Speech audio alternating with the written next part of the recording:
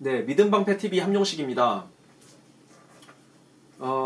베트남에서 열렸던 2차 미북 정상회담이 결렬됐는데, 제가 이제 페이스북에다가 글을 올렸는데요.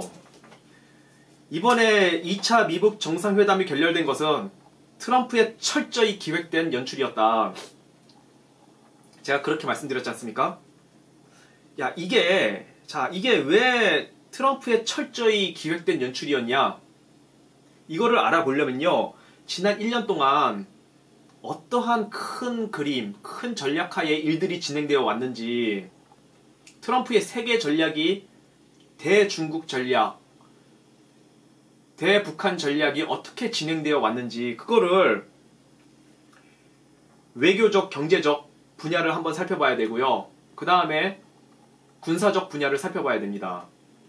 이 두 가지 분야가 그동안 어떤 전략하에 진행되어 왔는지를 살펴봐야 트럼프의 이 큰 그림이 이해가 되고요. 그리고 트럼프가 왜 이번에 미북 정상회담을 결렬시켰는지, 과연 이번 미북 정상회담이 트럼프의 의도된 연출이었는지, 이게 이해가 돼요. 그러니까 우리가 그 전체적인 거를 이제 살펴봐야 되는데요. 많은 분들이 이제 그렇게 말씀하시죠. 이번에 미북 정상회담이 결렬된 것은 존 볼턴 NSC 보좌관이 중요한 역할을 했다. 존 볼턴이 주역이었다. 이번 미북 정상회담이 결렬된 데에 대해서 그렇게 말씀을 하시는데, 그게 존 볼턴은 다만 이번에 미북 정상회담을 결렬시키기 위한 누군가 악역을 맡아야 되잖아요. 그 카드로 활용이 된 거지. 이 전체적인 시나리오는 트럼프가 썼어요. 그거를 제 이 설명을 들으시면 이해가 될 텐데, 예, 이 전체적인 시나리오는 트럼프가 썼습니다. 오히려 김정은과 문재인과 전 세계를 속이기 위한 이 장기 프로젝트, 이 모두를 기만하기 위한 이 장기 프로젝트를 지난 2년 동안 같이 공유를 해온 사람은 폼페이오예요, 폼페이오. 오히려 더 핵심적인 역할은 pompeo가 맡았다고 봐야 되고요. 근본적인 전략을 봤을 때, 볼턴은 뒤늦게 합류했지 않습니까? 볼턴은 단지 그 악역을 요번에 맡아주기 위해서 활용된 카드고요. 그 악역을 트럼프가 직접 맡으면 안 되지 않습니까? 김정은이하고 트럼프하고 보스들끼리 감정이 상하면 안 돼요. 그러면은 트럼프가 언젠가는 북한에 군사 옵션을 써야 되는데, 보스들끼리 감정이 상해버리면은 김정은을 군사 옵션을 쓰기 직전까지 김정은을 기만해야 되거든요, 트럼프는. 그렇게 할 수가 없죠. 보스들끼리 감정이 상해버리면은. 그러니까 그 악역을 누군가 맡아줘야죠. 다른 사람이. 볼턴이 맡아준 거죠, 그 악역을.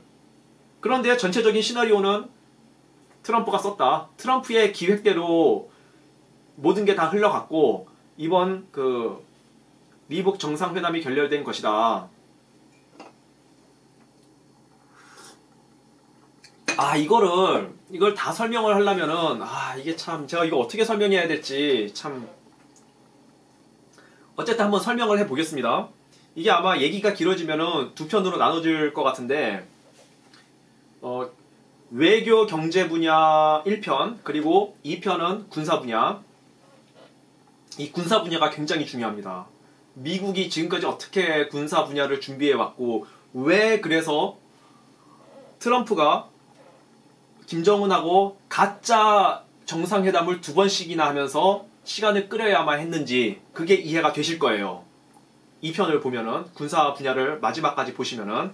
그러니까 1편만 보지 마시고요, 2편도 꼭 보세요. 그래야 이해가 되실 거예요. 일단은 이번에 미북 정상회담 굉장히 이상하지 않았습니까? 실무 협상이 하나도 완료되지 않은 상태에서 그냥 정상회담이 열린 거예요. 그 자체가 이상하잖아요. 그 트럼프가 그것도 모르고 그냥 정상회담 열겠습니까? 다분히 의도된 거죠. 일단은 자, 트럼프가 지난 수개월 동안 뭐라고 얘기해 왔습니까? 북한과 관계 좋다. 김정은하고 나는 사이 좋다. 우리는 협상할 시간이 많다. 나는 협상할 시간이 많다. 이런 식으로 얘기해 왔잖아요. 시간 많다고. 트럼프가 그렇게 얘기해 왔지 않습니까? 그리고 무엇보다 비핵화라는 말 자체를 거의 안 했어요. 마치 북한 비핵화에 관심이 없는 듯하게 행동을 해왔단 말입니다. 트럼프는. 비핵화라는 말 자체를 거의 쓰지를 않았어요. 그러다 갑자기 트럼프의 행동이 변하기 시작합니다. 정상회담을 2주 남겨놓고 트럼프의 행동, 미 행정부의 그 변화가 보이기 시작합니다. 대표적으로 2월 15일 날 정상회담을 12일 남겨놓은 시점 2월 15일 날 미 해군의 전쟁 지휘함이죠. 블루리치함이라는 배가 있는데 그 배가 부산항에 입항을 하거든요. 그때까지도 저는 몰랐어요. 트럼프의 의도가 뭔지 그 블루리치 배 한 척이 부산항에 입항한 거에 대한 그 의미를 제가 몰랐어요. 그때까지는. 김정은이도 몰랐더라고요. 그때까진. 그러다가 또 며칠이 지나고 나서 정상회담을 4일 남겨둔 시점 2월 23일 날 어떤 뉴스가 뜨냐면요.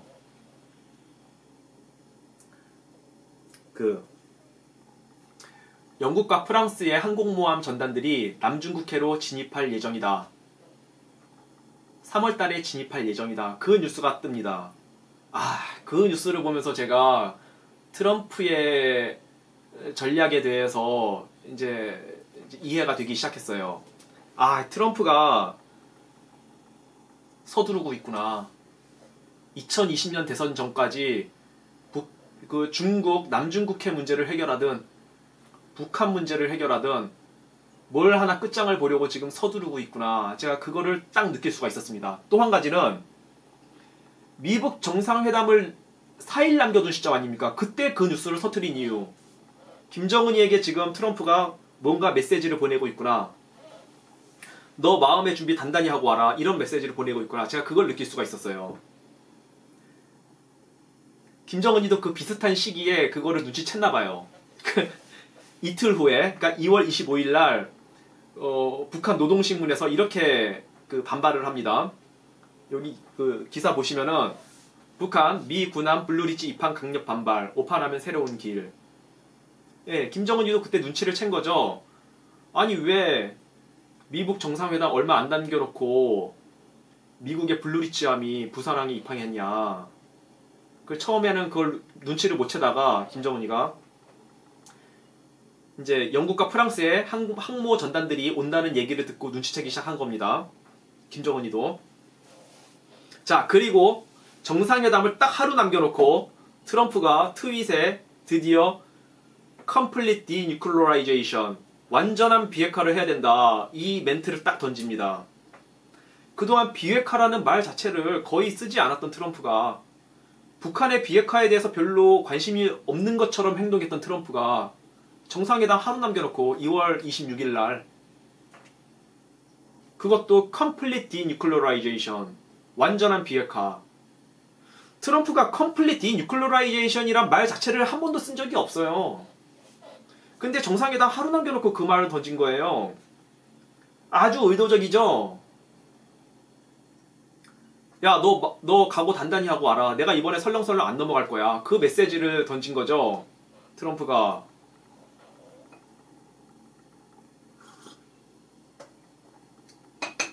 그러니까 김정은이가 트럼프를 만날 때 그 첫째 날 보니까 얼굴이 막 벌겋게 부어가지고 굉장히 긴장했더라고요. 김정은이가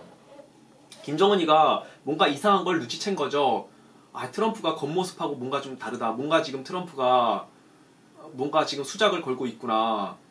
그동안에 보여왔던 태도하고 완전히 지금 다른 뭔가 이상한 변화를 보이고 있다. 트럼프가. 이거를 김정은이도 아주 불안하게 눈치를 챘던 거죠. 김정은이도.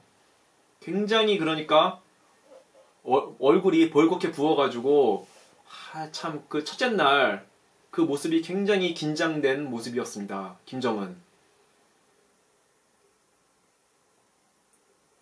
처음부터 이번 미북 정상회담을 깨려고 트럼프가 기획을 한 거예요.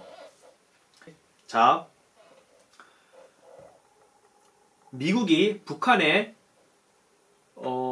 군사 옵션을 실행한다고 했을 때 뭐가 가장 중요하냐? 제가 여러 번 말씀드렸지만 미국이 북한에 군사 옵션을 실행하려면은 가장 중요한 게 있습니다. 중국과 러시아가 끼어들지 못하게 하는 겁니다. 중국과 러시아가 개입하면은 전쟁이 커지잖아요. 골치 아프죠? 잘못하다가 세계대전이 벌어지니까 어떤 지도자가 그렇게 큰 전쟁을 일으키고 싶겠습니까? 절대 중국과 러시아가 북한 문제에 개입하게 해서는 안 된다. 그게 가장 중요합니다. 트럼프도 그거를 정확하게 이해를 하고 있고요. 그래서 트럼프는 첫 번째, 먼저 러시아에 대해서 작전이 거의 성공했어요. 러시아가 북한 문제에 끼어들지 못하게 하는데 거의 성공했습니다. 예, 러시아는 북한 문제에서 사실상 거의 손 떼기로 했습니다. 자, 이 부분에 대해서는 제가 12월 16일 날, 작년 12월 16일 날 방송했던 미국 플랜 B 준비 중 러시아는 왜 케르치 해협을 봉쇄했나 요 제목의 동영상을 보시면 이해가 될 겁니다. 자, 러시아는 사실상 북한 문제에서 손 뗐습니다. 자, 그러면은 중국이 남았죠. 중국을 북한 문제에서 손 떼게 만들어야 됩니다. 자, 중국을 북한 문제에서 손 떼게 하기 위한 이 작전을 위해서 지난 1년 동안 작전이 실행이 된 거죠. 지난 1년 동안 중국을 경제적으로 무너뜨리고 그 사이에 김정은이하고는 가짜 정상회담을 열고 시간을 끌어야 되니까 중국이 굴복하기 전까지는 북한 문제를 해결할 수 없다는 거를 트럼프가 너무나 잘 알고 있기 때문에 그때까지는 시간을 끌기 위해서 6.12 정상회담, 작년 1차 정상회담 그거를 한 거고요. 이번에 또 2차 정상회담을 한 거예요. 자, 근데 1차 정상회담과 그 2차 정상회담 이거는 차이가 있습니다. 1차 정상회담은 작년 6.12 1차 정상회담은 중간 선거 때까지 김정은이 핵실험 안 하고 미사일 발사 실험 안 하고 그냥 조용히 있게 하는 것 그게 목적이었고요. 그러면 이번에 정상회담을 한 목적이 무엇이냐? 자, 그건 뒤에 말씀드리겠습니다. 어쨌든 깨려고 하는 게 목적이었어요. 이번 정상회담은 그 목적 자체가 결렬시키는 게 목적이었습니다. 그게 왜 그런지는 이제 이 편을 보면 이해가 되실 거예요. 이 두 번째 편을 보면은 이거 어떻게 설명해야 될지 한번 설명을 해 보겠습니다.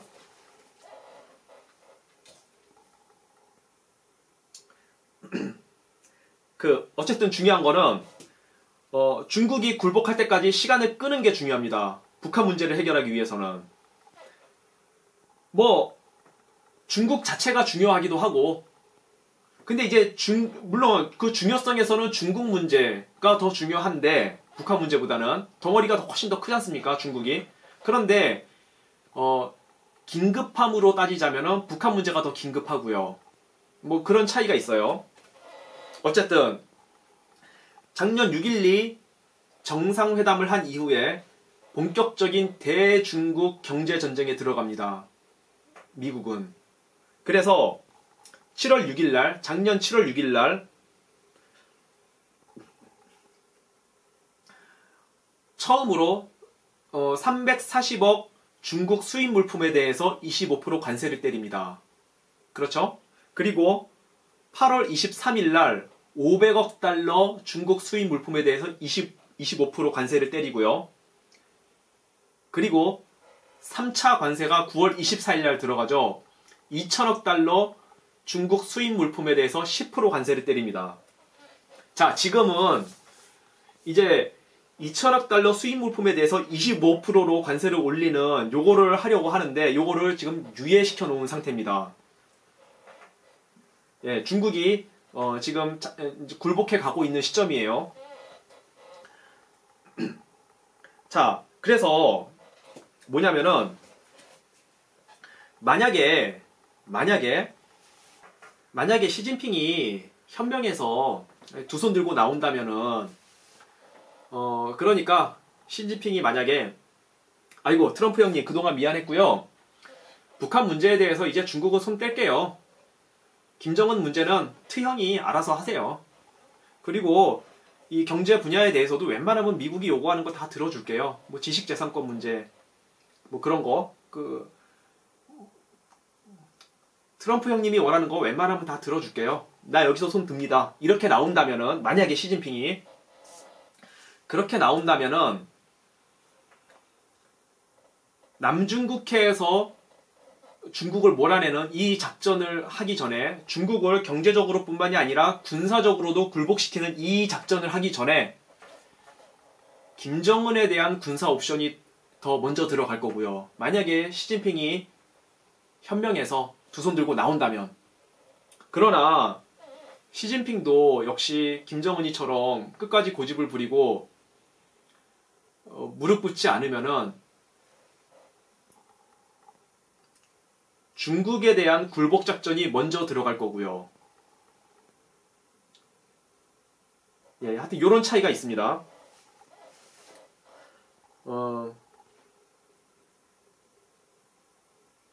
자, 그래서 중국이 굴복할 때까지 시간이 필요했죠, 트럼프는. 그래서 그 시간을 끌기 위해서 작년에 6.12 정상회담을 한 거고요. 그리고 이번에 또 정상회담을 한 겁니다. 사실상의 가짜 정상회담이죠. 시간을 끌기 위한 정상회담이었습니다. 언제까지? 중국이 굴복할 때까지. 자, 그리고 이제 두 번째 얘기를 해야 됩니다. 바로 군사적 준비 태세가 완료될 때까지 트럼프는 또한 시간이 필요했습니다. 자, 이 부분에 대해서는 2부에서 말씀드리도록 하겠습니다.